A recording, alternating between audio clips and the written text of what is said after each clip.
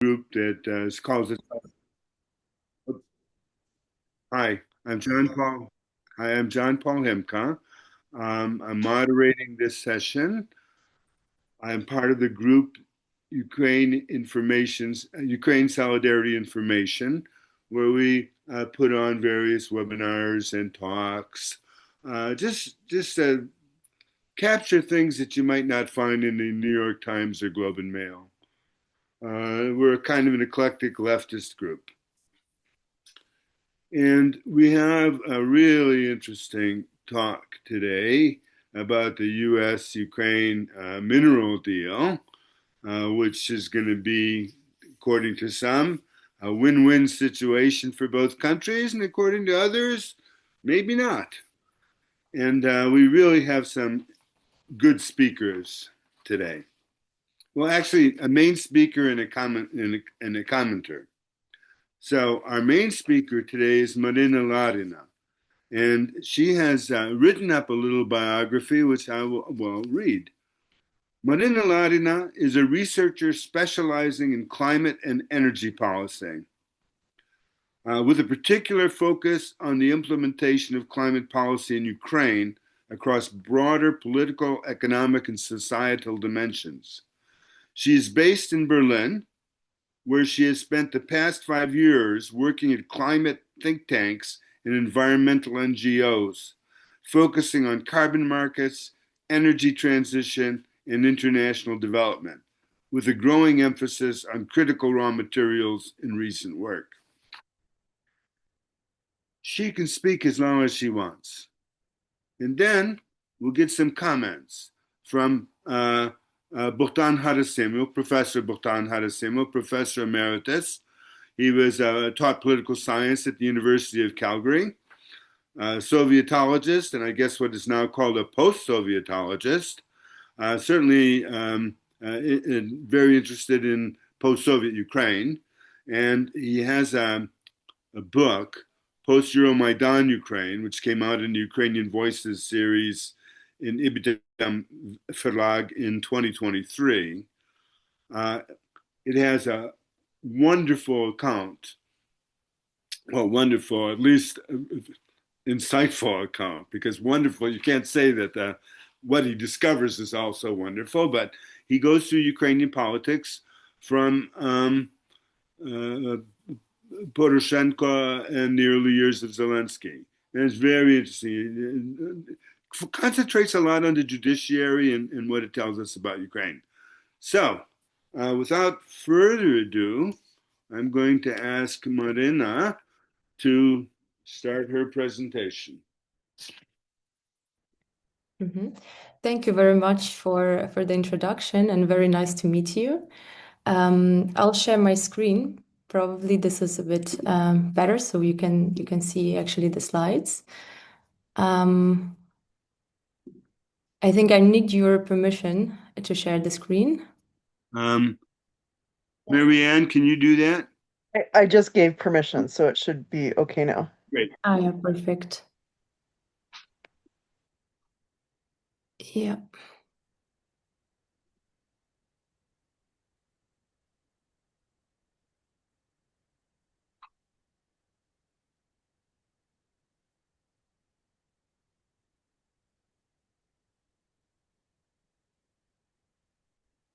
Can you see it? Yeah, it looks really good. Thanks, Maryna. We'll try to make it a bit bigger. Can you see like the screen, the whole picture? We can see the intro slide. It looks really good on my screen. Perfect. Thanks. Thank you. I'll talk today a bit about this topic of critical raw materials that everyone's been discussing for some time, especially since the US-Ukraine minerals deal since April this year. And also focus a bit more on sort of like consequences that are possible due to this deal, if it's operational, if it starts, like if the reconstruction of Ukraine is sort of also based on this kind of deal. Just try to look at it from the perspective of also like strengthening of Ukraine's resource trap that Ukraine is already sort of in. One could say, yeah. So I'll start a bit with some sort of like introduction to the overall Ukraine's mineral landscape, and probably as you all know Ukraine very well, I think this is not much new information here, but just a short overview to have this overall idea of what Ukraine's mineral landscape is. And yeah, so overall, I think everyone knows that Ukraine indeed has vast deposits of critical minerals and some of the largest reserves in Europe, including iron ore and coal, manganese, titanium, and rare earth elements. And these materials are important for modern technology and defense industries, renewable energies, and advanced manufacturing overall. And of course, their strategic importance continues to grow as the global economy shifts towards green energy and digital technologies. Historically, Ukraine's mineral-rich regions were crucial in fueling the rapid industrialization in the Russian Empire and also afterwards in the Soviet Union. These resources such as coal and manganese and iron ore, titanium were central to the Soviet Union's heavy industry, military production, infrastructure development, and also during the World War II and the Cold War, Ukraine served as a vital resource base for arms manufacturing and energy production. But this also sort of like resulted in economic dependence and structural challenges. And since becoming an independent country, Ukraine's economy has remained heavily reliant on the export of raw materials, which predominantly served markets in Europe and Asia, also in Russia in the 90s. And this overdependence has restricted Ukraine's ability to develop more complex and value-added industries. They could diversify the economy. Also, oligarchic dominance over resource sectors and insufficient infrastructure investment. Of course, also geopolitical instability, the war since 2014, and have all created these persistent barriers that resulted in a resource trap that Ukraine remained reliant on exporting raw materials and during all these years. Now with the war ongoing and the war already ongoing for many years, and Ukraine has a bit different sort of like export structure now, and the agricultural sector dominates, and the traditional ones such as steel and iron have become a bit less dominant due to huge destruction and damage to these sectors, and they were heavily based in the east and south in the southeastern part of Ukraine. Oh, that was a bit. Here, just a short overview to also kind of see this key production chains that sort of like shaped Ukraine's economy. The most important ones that were traditional heavy industries heavily relied on these sorts of the domestically sourced materials, which are iron ore and coal. Manganese ore, that both are essential for steel production, titanium also very important for and used in aerospace, defense, and medical industries. Uranium, of course, that is mostly sourced mined in the central part of Ukraine. Extremely important for Ukraine's substantial nuclear power industry that now provides the major part of Ukraine's electricity due to destruction of coal and coal-fired power plants and hydropower plants. Kaolin, salt, sulfur, also sort of critical for ceramics and chemicals, paper, food processing. So these were sort of like the main ores that were used by domestic traditional heavy industries.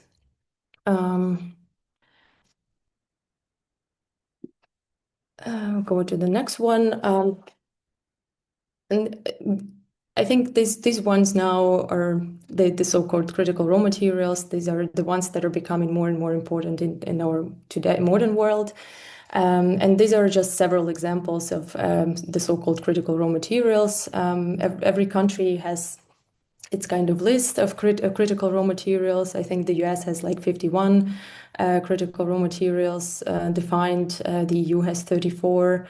So it's a bit sort of dependent on the national context as well. But these are basically like the minerals that are important for various national security sort of reasons, for defense, for semiconductors, the conductor sector, for this sort of like modern technologies and green transition. Just several examples: graphite, Finally, Our apologies, Maryna and everyone. I've now figured out how to block people. Thank you.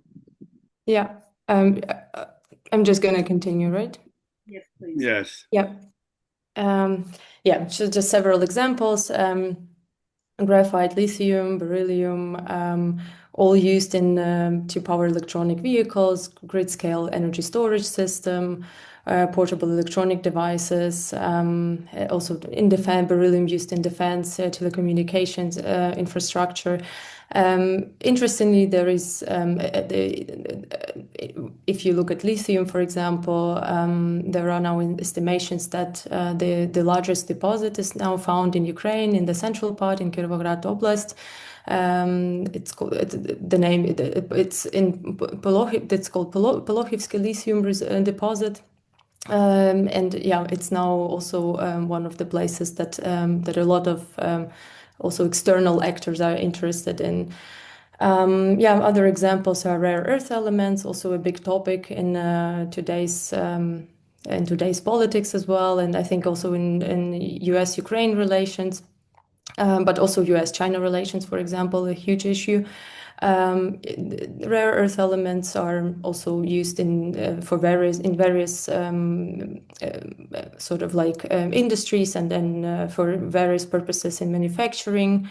But they're also very essential for the production of powerful magnets and electric motors and advanced electronics. But then also other examples are nickel and cobalt, gallium, zirconium, which are also used in advanced battery production and semiconductors. So these are just several examples, but there are of course many more, and they're all used, for very different purposes. And you can sort of like, if you look at each one separately, you can see a lot of different application purposes. So this is an interesting also thing about critical raw materials. So here I wanted to focus a bit more on rare earths, and this is actually an interesting thing because it's already in the name. A lot of people think that rare earths are actually very rare, but it's not true. They happen. There are deposits of rare earths in many places around the world, also on the moon, and there are a lot of, or deep in the ocean, and there are some also new discussions on sort of like trying to source different rare earths on the moon, for example, or from the ocean, but they actually started playing this more significant role starting from the late 80s and early 90s. Before they were used mostly in glass, ceramics, and metallurgy, but starting from the late 80s and early 90s, they were kind of used more in communication technologies and consumer electronics. I think one of the most important ones is the rare earth element called neodymium. It has, sort of like outstanding magnetic properties that is used to kind of make our computer and sort of speakers that they were made smaller. So that's thanks to this rare earth element, we now have all the different devices that are used today, and it's also very important in renewable energy and renewable energy technologies, and in, for example, solar panels and wind turbines and batteries. Yeah, here I also wanted to talk a bit about Ukraine's minerals under Russian occupation. There are also estimations that around half of Ukraine's strategically important mineral resources are currently located in occupied territories.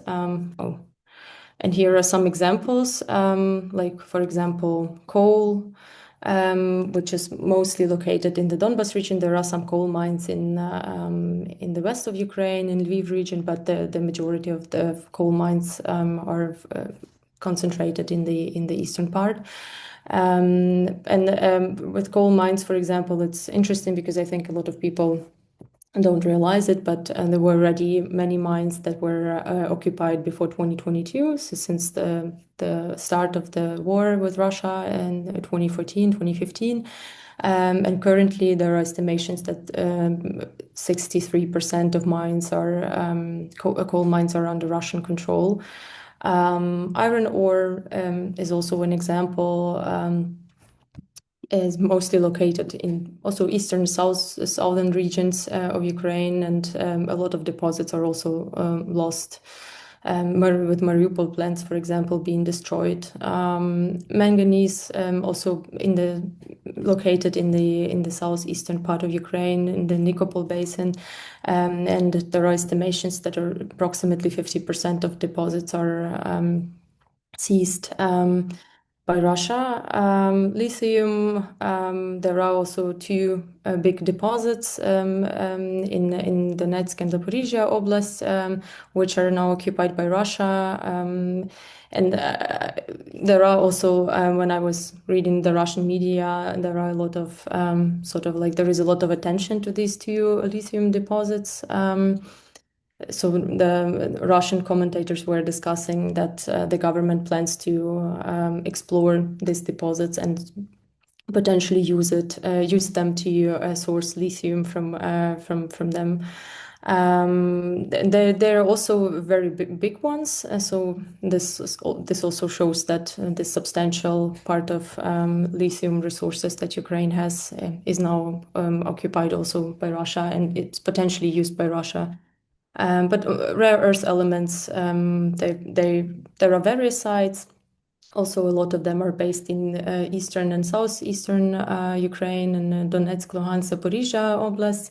And there are also estimations that nearly half of these deposits are currently under Russian control. So. Yeah, here I wanted to talk a bit briefly about the topic of the resourcification of Ukraine and the role that the oligarchs played in Ukraine's resource politics.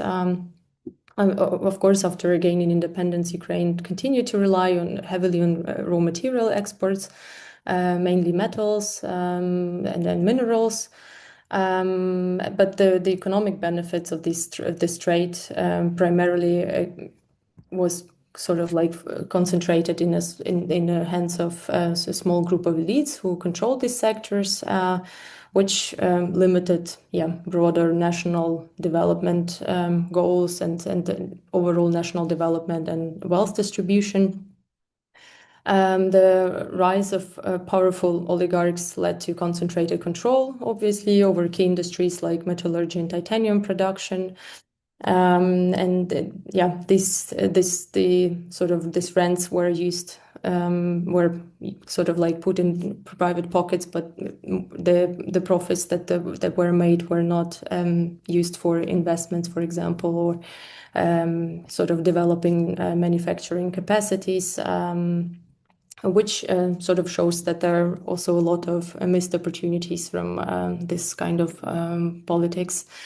There is also, if you look at resource politics in Ukraine, it's also interesting that there is a recent deregulation, sort of like moved by the Ukrainian government in 2023. There were several new laws that were enacted that, for example, removed local approval processes in mineral extraction, and this sort of deregulation also excluded affected communities and raised concerns over sustainable resource management, especially among NGOs and civil society organizations.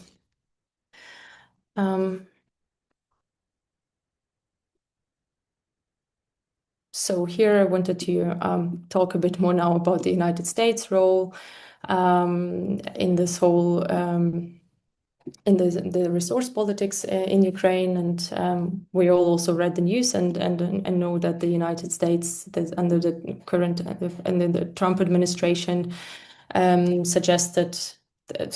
initially suggested this minerals for weapons deal, which sort of like which was found like a lot of people found it very absurd, and but then there were some other discussions between the US and Ukrainian government, and so they're generally also following the invasion, the Russian invasion. The US has been actively pressuring Ukraine to accelerate raw materials extraction efforts, and also aiming to reduce global dependence on China for critical minerals. And sort of like prioritizing this US-China rivalry and ensuring that the US has some other sources and is not dependent hugely on China, as it is the case now, especially when it comes to rare earth elements. So it can be seen that the US is taking a very transactional approach and seeking this direct economic and strategic benefits from Ukraine's mineral wealth, and while trying to restrict the expansion of Chinese influence.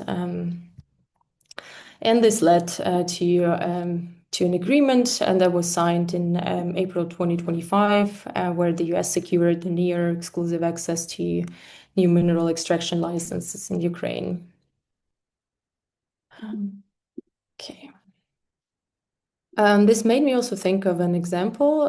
There was a similar situation, just a historical sort of reference, that India was in a similar situation. I mean, it's sort of different, but similar situation after becoming an independent state. There was a famine in India, and this sort of like overlapped with US interests in its strategic minerals, especially monazite, which is a mineral that has also thorium and rare earth.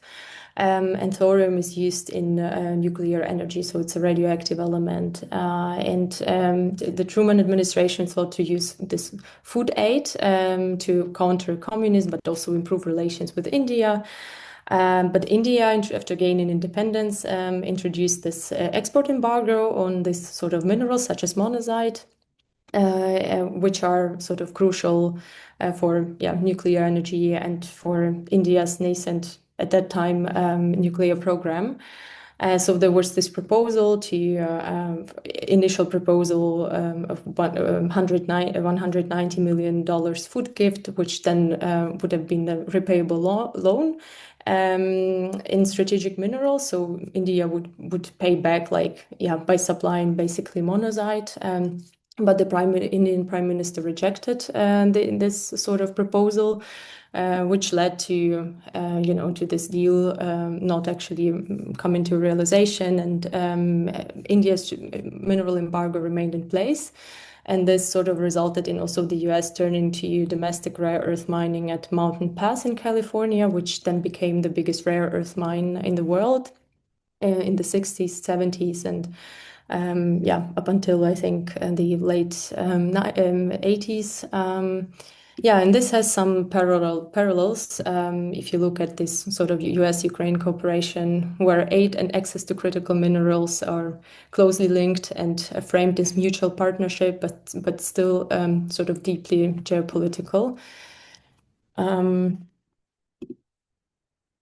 And a bit more on the US-Ukraine minerals deal. It has this joint fund, which is called the Partnership between Ukraine's Agency on Support Public-Private Partnership and US Development Finance Corporation. The deal covers 57 critical raw materials, including, for example, lithium, titanium, manganese, graphite, rare earth elements, uranium. But it's interesting that it excludes iron and coal from its scope. And it's also the deal also grants priority right for investment and purchase of extracted products to the partnership, and ensures that third parties do not receive more favorable terms. The financial mechanism is sort of like 50% of revenues from new licenses and permits, and royalties flow to the reconstruction fund, and existing projects that are already operational are exempt from this sort of revenue sharing provisions. There are some also governance gaps that can be identified, because a lot of critical operational details, such as the exact governance structure and decision-making authorities, ownership percentages, etc., are actually not in this framework minerals deal, but are in this unpublished limited partnership agreement, which created overall a lot of discussion and controversy in Ukraine, because the deal was signed without the public being actually informed on these critical operational details, and not being actually able to participate in the discussion if it's something that is if the public sort of like agrees to. Environmental oversight mechanisms also remain undefined, at least in this framework minerals deal agreement. Okay. Here a bit more on the deal as well. So it basically also provides US-centric advantages and gives substantial legal privileges, taxes, exemptions, and unrestricted profit repatriation to US interests, which of course creates an unbalanced partnership between the US and Ukraine. It also prioritizes probably more raw mineral mining and export rather than sort of like value-added production and domestic manufacturing in Ukraine. It does foresee investment in infrastructure that is related to mining, for example, railroads or ports. It sort of, this is the main focus of the deal, and it also raises questions whether other sectors that are also very much affected by the war, such as healthcare, education, and sort of various social needs that there are in the Ukrainian society, and that also should be taken into account if it comes and when it comes to reconstruction.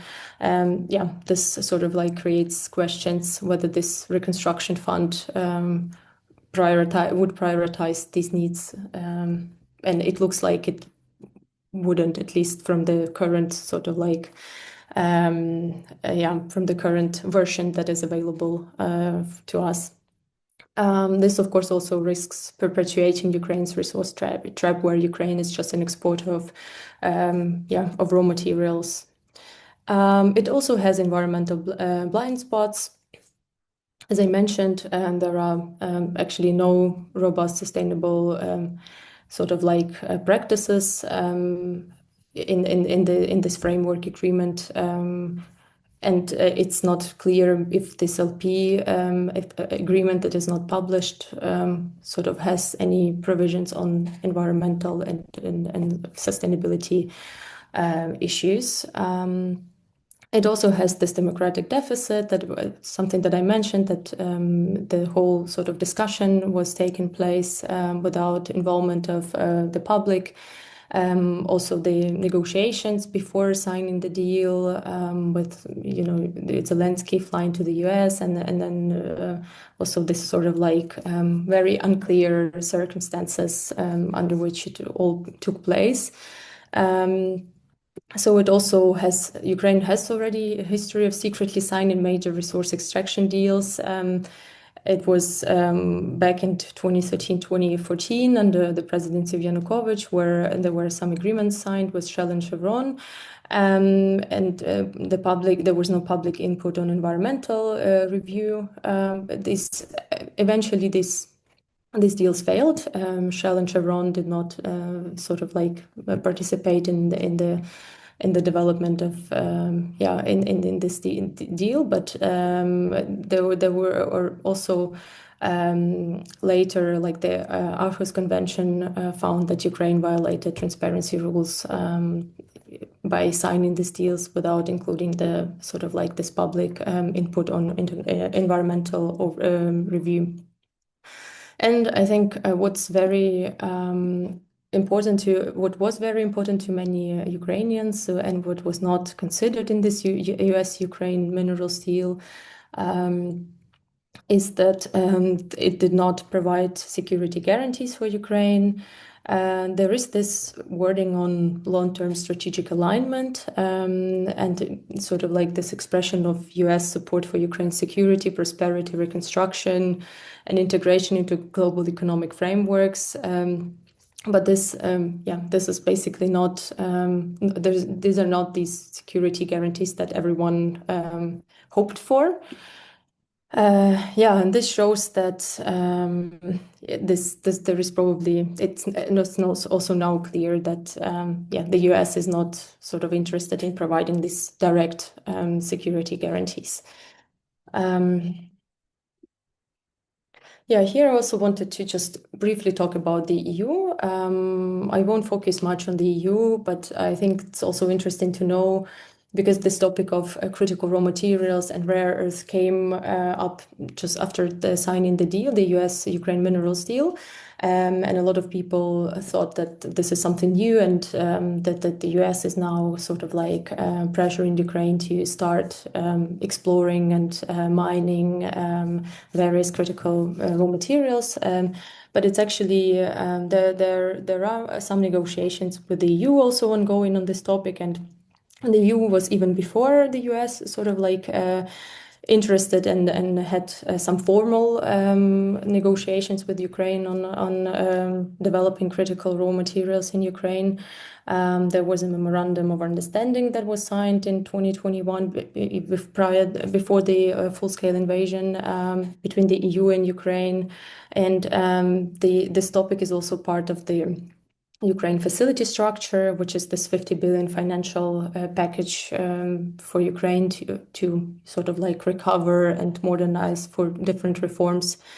And developing critical raw materials is also part of this conditionality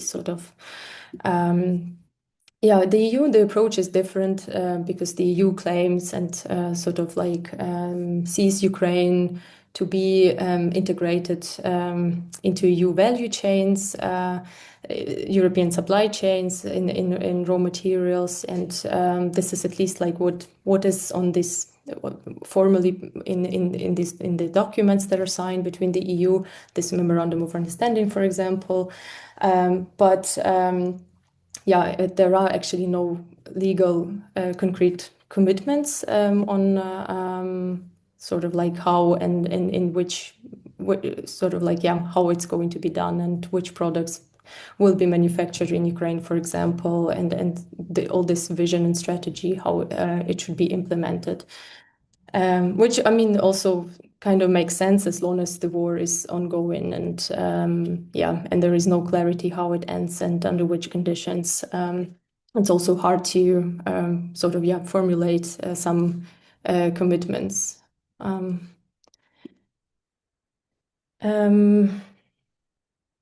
So here I wanted to focus a bit on this kind of idea of Ukraine being more than a resource hub.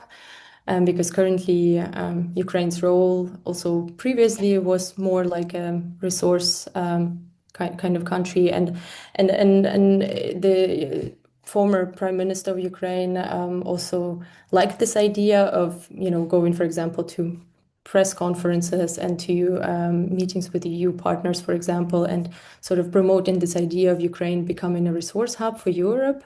So this is kind of I think it's also very prominent in Ukraine's in the discourse in Ukraine. and this idea of building a new economic model that is based on exporting critical raw materials, for example, and just sort of like exchanging, exports of metals to exports of just sort of like better resources, which are more useful for modern technologies and green transition. But basically like having the same kind of model. This could also strengthen this kind of resource curse. This could also lead to neocolonial dependency, where Ukraine would primarily supply raw materials without actually having value-added processing in the country. It would also mean that Ukraine would pay some environmental costs, and this sort of like mining would mean more environmental destruction or environmental damage, because also mining critical raw materials and rare earth is very environmentally harmful.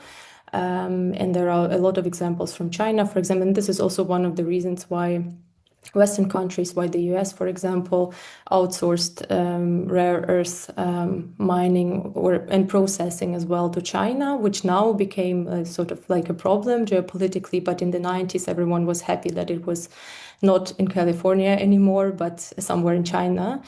And of course, this creates there is some economic uncertainty, and not only economic uncertainty, also political uncertainty around the whole issue of critical raw materials and the idea of mining in Ukraine, because, as I said, also because of the ongoing war and the unclear prospects of how it ends and under which sort of like under which framework, but also like there is this still Soviet era geological data that is used for most deposits.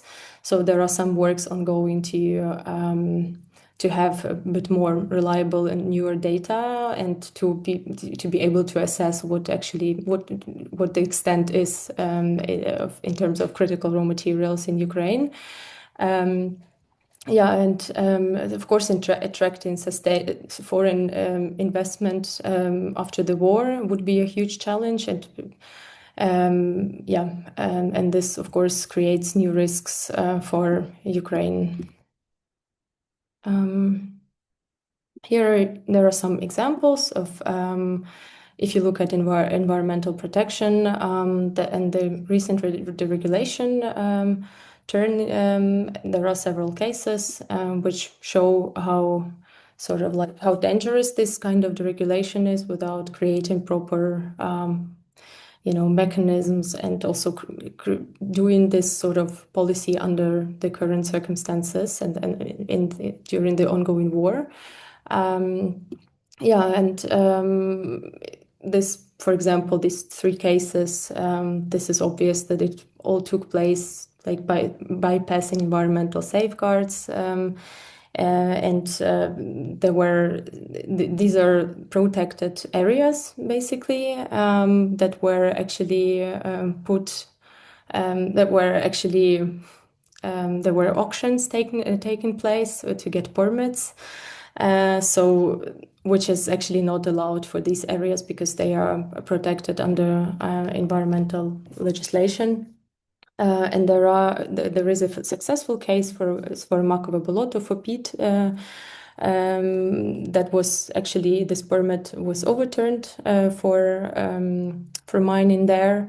But there are two cases that are still ongoing for this Starovishkivsky Reserve case and the Busha Reserve. And there are still legal cases ongoing.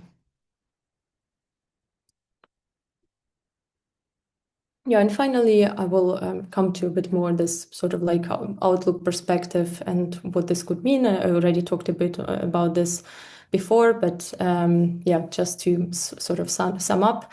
Of course, there are these past dependency risks that favoring US interests and creating this deregulated and investor-friendly environment could lock Ukraine into a long-term path making it harder to shift toward a policy focused on sovereignty and sustainable development. I think there is some strategic leverage because it's not known what is in this LP limited partnership agreement that is not published, and it also depends on political developments in the US. I think there might be some room maybe for maneuver within this current agreement that was signed. I think Ukraine could also test the boundaries of this minerals deal interpretation, especially if the US policy sort of landscape changes also the whole discussion that at the end of the day the deal was signed and not this sort of like that Ukraine has to pay $500 billion back for whatever for aid for weapons and everything that US sort of provided Ukraine with during the war. It also shows that there is some ability on Ukraine's side to secure maybe better terms than expected. So as Ukraine did not have to pay back and transfer resources to American stakeholders as it was initially proposed, I think Ukraine could also leverage EU integration. I think it's also a challenge because Ukraine has to deregulate and liberalize due to EU integration, and it's also hard to build this kind of industrial policy when you have to create these conditions for a competition and you cannot prioritize sort of like and subsidize national industries and by helping them sort of subsidizing them. So it's also a challenge, but there might be some room for Ukraine to sort of like to try to negotiate with the EU on securing for example this promises and this sort of like still formal commitments by including Ukraine in European value chains. And industrial policy measures, this could be also a bit challenging because sort of create things like local content requirements, for example, would be not easy to implement under European Union's state aid policy, but maybe using room and sort of like national security clauses or something like this would be an option for Ukraine to still have this sort of like industrial policy measures that could help Ukraine's industries recover and become competitive. There are some also, of course, structural challenges because global value chains are dominated by established processing centers like China, which have a lot of advanced technology, a lot of experience which already invested a lot of resources in becoming these sort of processing centers, and even the US and the EU struggle with this. Even though they have, of course, a lot more resources financially and technically compared to Ukraine. So Ukraine, which now also suffered severely from the war, for Ukraine it would be, of course, a challenge to build its processing capacities and not be only sort of an exporter of resources to other countries. I think it's also important for Ukraine to keep in mind that Western priorities may also change and Western partners might not prioritize developing processing capacities in Ukraine, especially if it delays raw material access and creates new competition for their industries. I think it's one of the key things to keep in mind. Also, labor shortage is a huge issue in Ukraine because millions have left. And this created a shortage of qualified workers, which of course would further complicate industrial development and overall rebuilding and the whole reconstruction process. Yeah, and overall, Ukraine needs an independent industrial policy.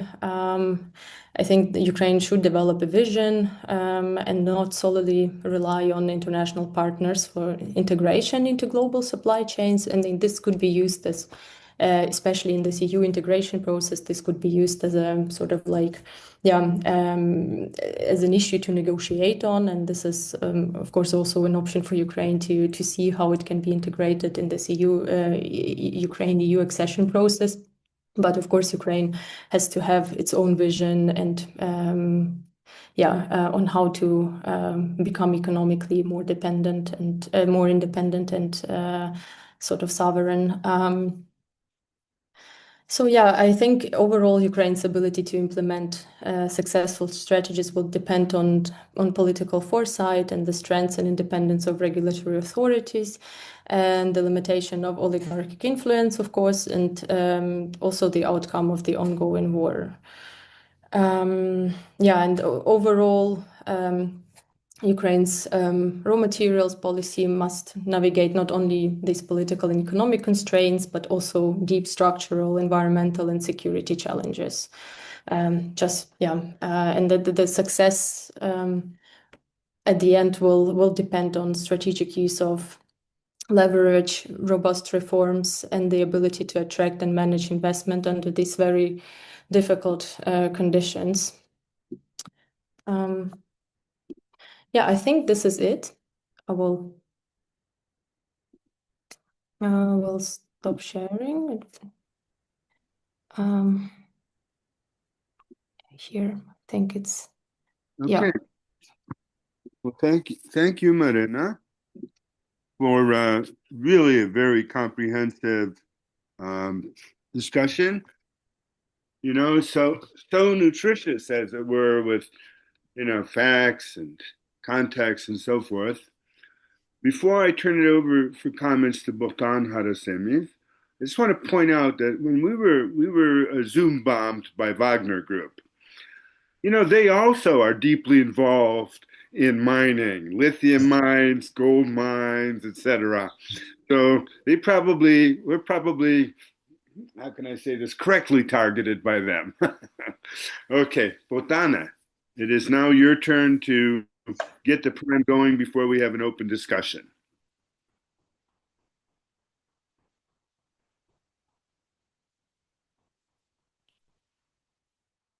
You're muted. I'm muted now. Bohdan. There you are. Thank you very much. This is an excellent report by Maryna. It's very alarming, very comprehensive, and it raises for me a bunch of questions, some of which may have very simple answers, but in any case, it'll, I hope, to stimulate some discussion, response from the author, and also a discussion by the participants. So in general, my overall question is, what can be done about this, and who can we expect to do it? My observations start with the idea of the resource curse and the risks. Who in today's Ukrainian government is actually concerned about this, or who in the business community in Ukraine? Because up to now, the big businesses have been very happy just to get the easy money by selling the raw materials. Of course, we had the episode recently of the controversy about NABU and SAP, the anti-corruption bodies whose independence was temporarily taken away, which to me seemed like the political leadership in Ukraine has relapsed back to its traditional pattern of the informal backroom politics, looking for ways to use the anti-corruption agencies, the law enforcement bodies, to punish enemies and reward friends. And whoops, they got caught out on that. So are they the ones that we can rely on to look at this problem and try to minimize the risks and the damage to Ukraine's independence and development? Another thought that occurred to me is that Russia has a resource curse of its own, oil and gas.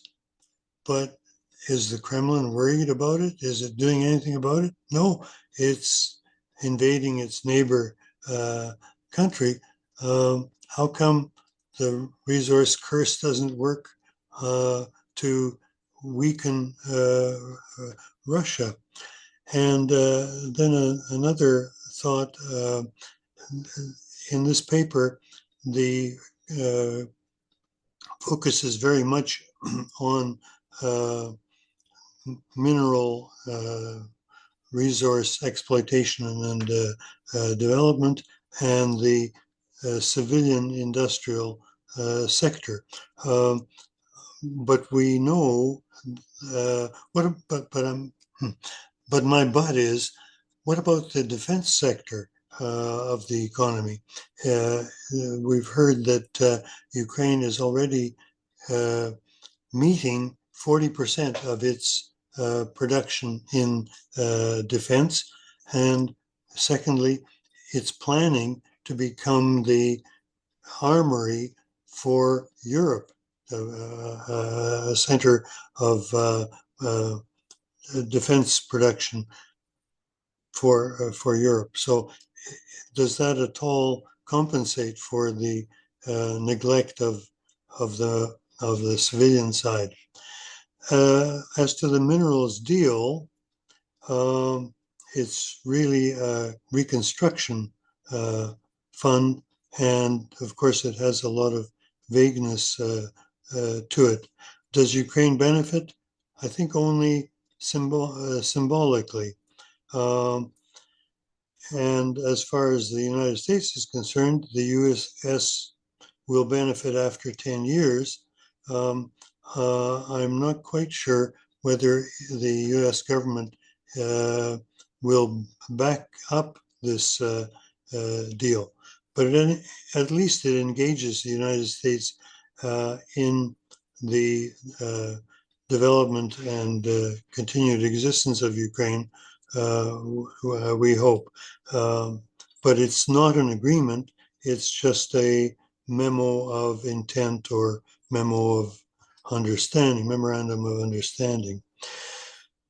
Okay, moving on then, we observe recently, I think in June, that Russia has already seized the lithium field in Donetsk.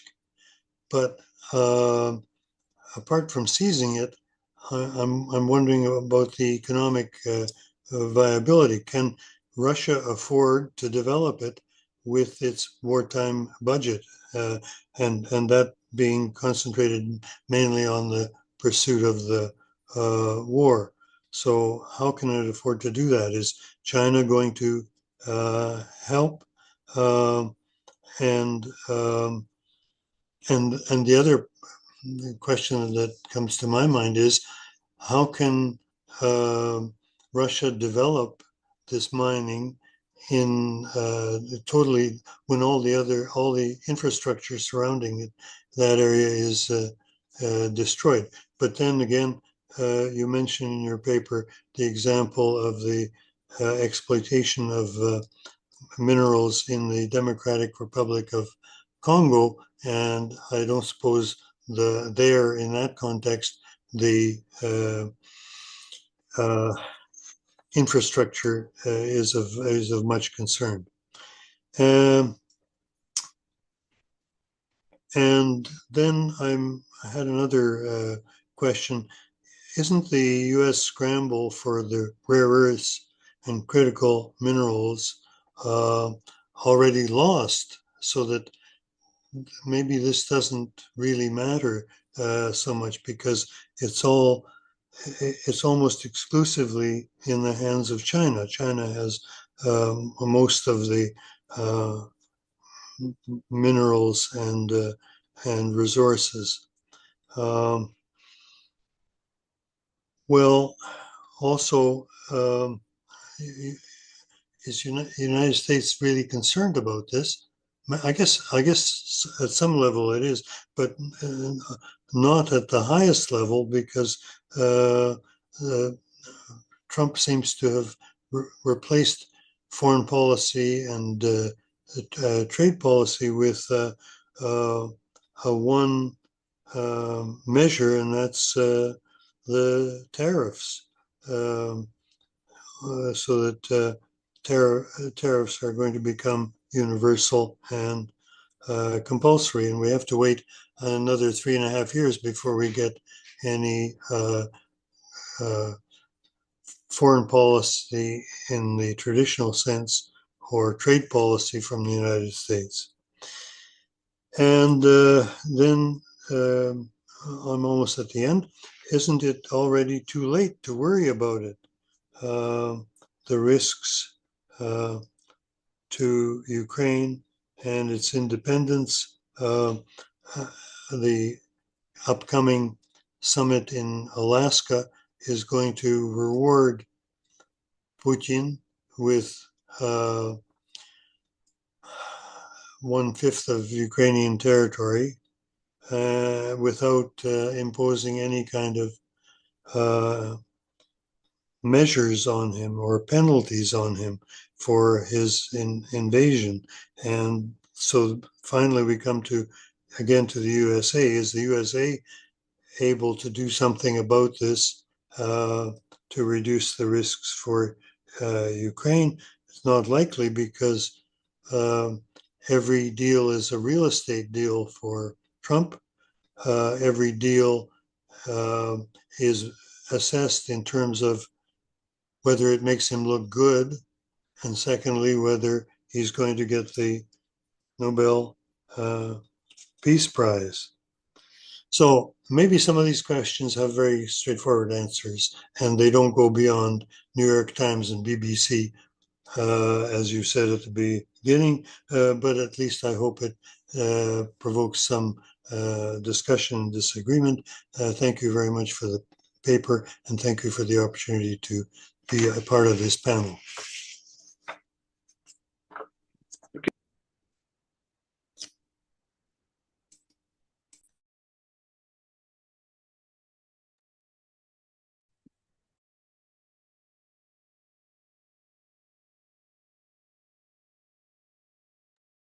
Okay, thank you very much, Bohdan, for your comments.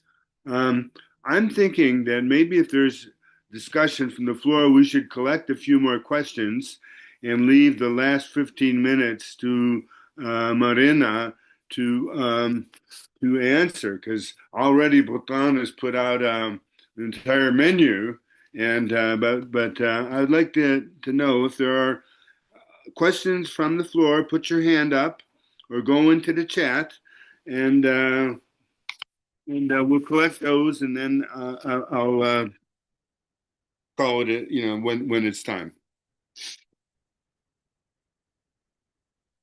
Why don't you put your hand up?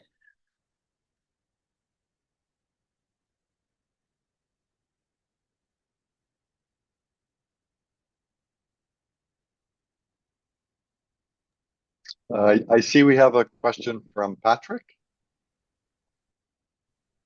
Yes, hi, dear comrades. To introduce myself, I'm in Johannesburg, and this is the city that has the worst case of a resource curse. We had half the world's gold underneath here. Now we don't have any, and we've got a completely broken city. Even in the petty bourgeois, academic, bohemian neighborhood I live in, I don't have water at night. Anyway, so come and visit us, Maryna, if you want to see the worst.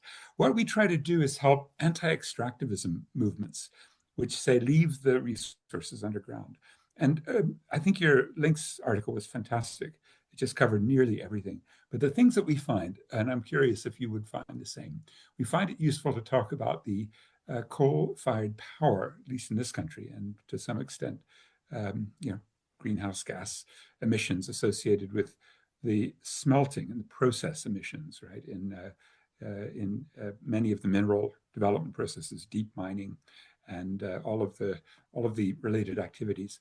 And when you put the new data on the social cost of carbon, that means that the damage done when we emit a ton of carbon at $1,500 per ton, then mining doesn't make sense if you're doing this kind of internalizing the externalities, or polluter pays, or the climate debt that about 3 weeks ago the International Court of Justice said was going to be an important new factor. So we'd make that case against mining and smelting especially. And then we'd make the case, I don't know if you've heard of this idea called natural capital accounting, where if you take a non-renewable resource out, it's the sovereign wealth of Ukraine or of South Africa. And when you take it out, then you should measure, what are you getting for reinvestment? Is there backward forward linkage? You've said very clearly, thanks to the oligarchs, there's not. And so the question then is, are you thinking through next generations who should have some rights to the, let's say, the sort of future of their sovereign asset that our generation is just stripping out of the ground and not then reinvesting? Those two, plus local pollution, which you mentioned indirectly, as a factor in sort of how difficult it is to get these mines up and running with environmental impact assessments and all the European Union, bureaucratic processes with finding if the minerals are clean. So when we do those, pollution and natural capital depletion and greenhouse gas emissions associated with mining, whether it's our old-fashioned gold, or now we've got 85% of the world's platinum nearby, or some of the new green economy minerals, it doesn't make sense. And so we advocate with activists who don't like getting their land stripped, women who see their crops ruined, and men who go into migrant labor systems of work, all the activists who don't like mining. We find we can make these technocratic inputs. And because your links article was so full of that sort of very good, rigorous thinking, I'm wondering if those 3 points, the cost of local pollution, the cost of greenhouse gas emissions, the cost of natural capital depletion, the drawing down of a non-renewable resource, if those are going to figure. If they don't, yet I'll give you a little link to the way we're trying to make these calculations so we can unite with the activists against the resources. We definitely have a hard time with fucking Donald Trump. I mean, he doesn't give a damn about any of these. So in unity with you. Thanks. Yeah. Are there any other hands up? No. Okay, but there is in chat a question, which I will read. It's from Christa Chomyak. What forms does opposition to the agreement take in Ukraine at present? So what opposition is there and who's doing it?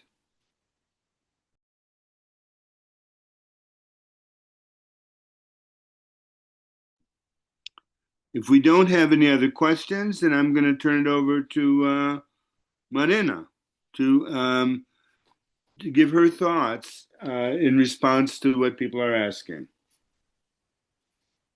Maryna. Yeah, thank you.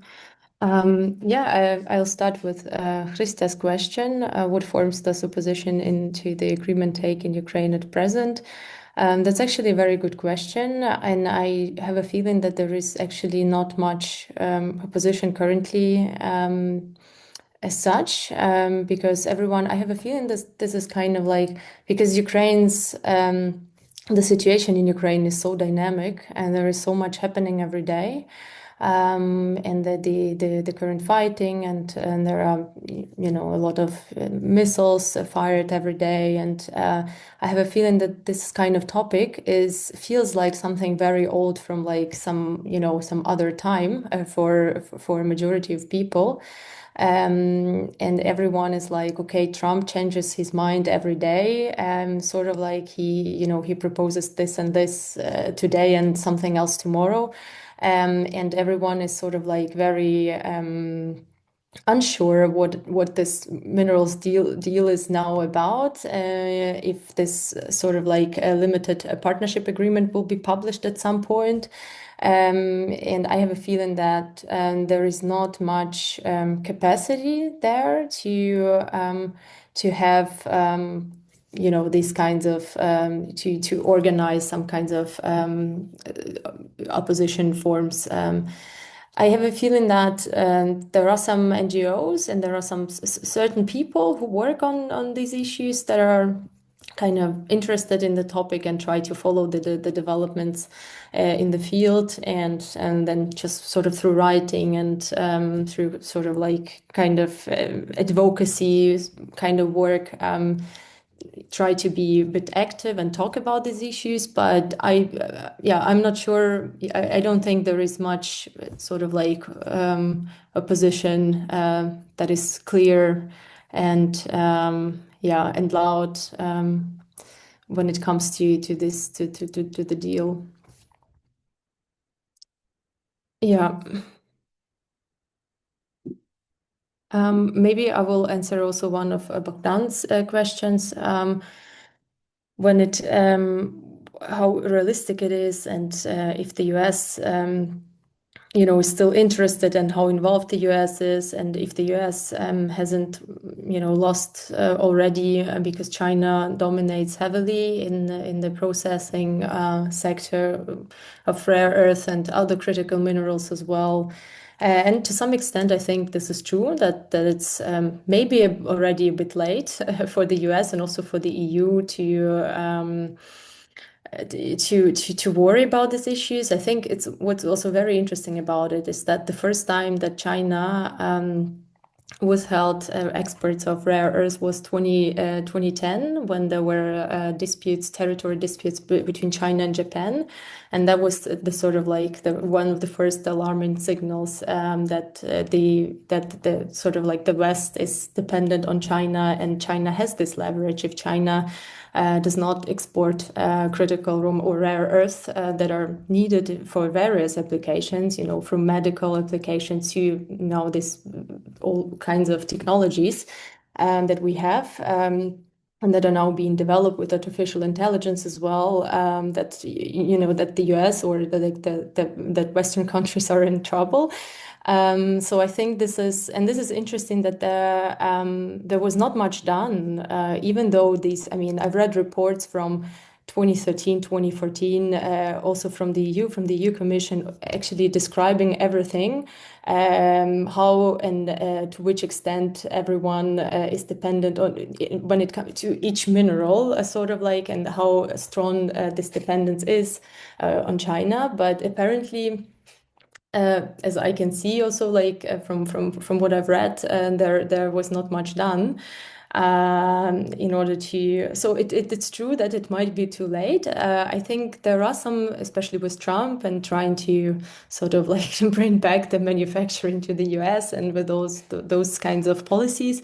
And there is some support for critical raw materials. The MP Materials company that owns the MP, the Mountain Pass mine in California, rare earth mine, now gets some support. There are some investments, and I think there is also cooperation with Apple that was just announced a couple of days ago. Apple and MP Materials. So there is some kind of support and attention coming to critical raw materials and especially rare earth, and bringing them back, and sort of like building up the national company, the only one in the US that operates a rare earth mine. But I think it's a question. It's interesting to see how it develops, because I think at this point it's still not easy to tell how successful this policy will be. And how the chances of the US also are compared to China. But I think this is the issue is definitely serious, because China indeed invested just huge resources to have this position in comparison to the US and other countries, and in the EU as well. I think another question was if Russia can afford to develop the mines and develop these deposits that are in occupied territories in Ukraine. That's also a very good question. I think currently, looking at the economic situation in Russia, and also I think Russian priorities at this point, this might probably not be like the number one priority, I would say. but eventually also depending on the on the outcome of the war and whether these territories, these occupied territories, stay under sort of like similar to the Crimea and de facto sort of like under Russian control. I mean, Russia itself has a lot of deposits, and rare earth is actually nothing nothing special, right? And as I was also talking about, they're not rare at all. I mean, Russia has rare earth also in different areas all around Russia. So this is, I think, it's not clear how meaningful it is to start in occupied territories in Ukraine for Russia from various points of view, to start developing the mines there, considering the situation and all the uncertainties sort of connected to this kind of endeavor. But potentially, if the occupied territories are under control, of course, this might be at some point the thing that Russia might pursue. But I would also say that this is probably not the priority.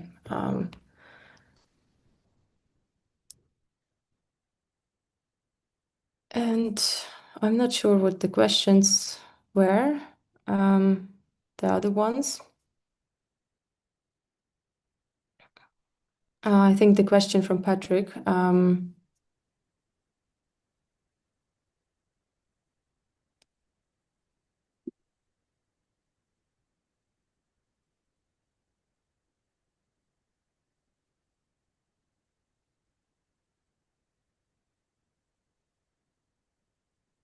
Yeah, the factors you were talking about, that greenhouse gas emissions in mining and local pollution for sure, depletion of the natural capital. I think there's very important. I mean, if you were talking about the carbon cost and the social cost of these kinds of enterprises and the mining, and I think this is. I mean, with there are these efforts to kind of internalize the cost and through carbon prices, for example, or carbon taxes. And if you look at Ukraine, I mean, it is true that carbon price is not paid. I mean, the carbon tax is very low and it's very irrelevant. And there are efforts to introduce, for example, an emissions trading system now in Ukraine, and potentially because this is the requirement of the EU. But this is also like not very clear, because based on how you design it, it can be also like sort of not it can be like a system that does not have an actual price signal, and for like industries to decarbonize. And so I think of course the carbon cost is not included, and this is an issue if you look at carbon prices and also like redistribution. And ideally we would pay an actual carbon price and also take account the cost that we kind of like that we have due to these kinds of activities such as mining and other activities that are polluting the environment. But on the other hand, if the redistribution process is not working properly, and the population is also not really able to pay the carbon price, and at the end of the day, it's kind of like the outsource that the end consumer and the population is paying the price, and industries just pass on the carbon price towards on the consumers. And I think this is very hard especially under the current circumstances of the war and the whole sort of like situation in which a lot of people are extremely impoverished and sort of like to internalize these costs as well. But this is for sure a very good framework that you work with, and also taking into account these greenhouse gases emissions, and then pollution, and also like taking into account the natural capital and its depletion. Yeah. Okay, I think that we should probably wrap up here. This was a really, I think, meaty session in the sense that it's a big problem. I get your point that with the war going on, it's very difficult to see this as an immediate problem, but it's something we have to be thinking about, and it's something I think that those of us in the West who support Ukraine have to be aware of, and do what we can, which is probably not much, but at least we can inform people. And you've done a great job, Maryna. Thank you so much, Bohdan, for your comments, which really got, I think, things rolling. And can I just say something? Okay. Okay, from a political point of view, the new Prime Minister, Yulia Sviridenko, she participated in the fashioning of this agreement, and now she is the Prime Minister. No, can we expect change because of her experience here with the agreement itself? I would say it's more likely to be continuity because according to the rumor mill in the Ukrainian press, Sviridenko is a client in the patron-client relationship viewpoint of Yermak, and Yermak and Zelensky are a team, and her policies are not likely to vary much from the past as we've observed it from the Yermak Zelensky team. Thank you. Okay, thanks, Bohdan. And on that note, sayonara, do pobачення. Thank you very much for having me. Thank you, Maryna. Very nice meeting you. Thank you for your work that you do. Thank you.